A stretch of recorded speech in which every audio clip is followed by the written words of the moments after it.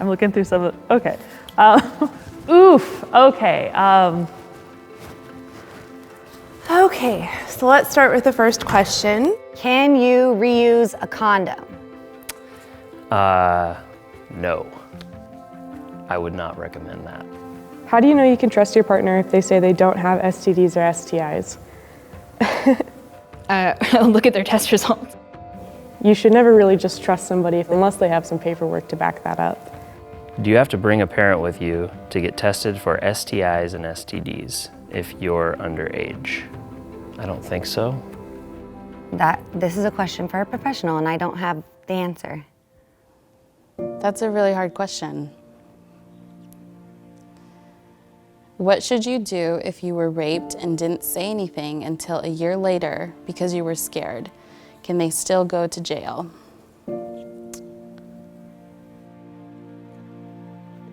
The first one of my friends who got raped, this happened in the 7th grade. When I was raped in high school, I stayed in the relationship where I was repeatedly raped and abused. I wish I had somebody I could have gone to that could have helped me with that strength.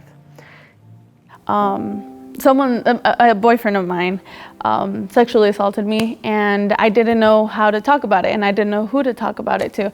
And it's important to talk about these things. The box behind me on the table has hundreds of questions from high school students. And this is not a theoretical question about how do I think they feel. I know how they feel because it's still something that I'm dealing with. There's so much silence around sex and sexuality and even emotions. There's a lot of fear and there's a lot of shame. People are uncomfortable talking to each other about this topic. My mom and I, for example, are best friends, and even still, she never gave me the sex talk because it was just too uncomfortable and too awkward. And I had my first period, and I thought that I was dying, but I was too scared to tell my parents that I was dying. It's funny now, but in the moment it was absolutely terrifying. So I grew up as an Assembly of God Christian. I was told that if I'd had an impure thought about a girl, I would go straight to hell.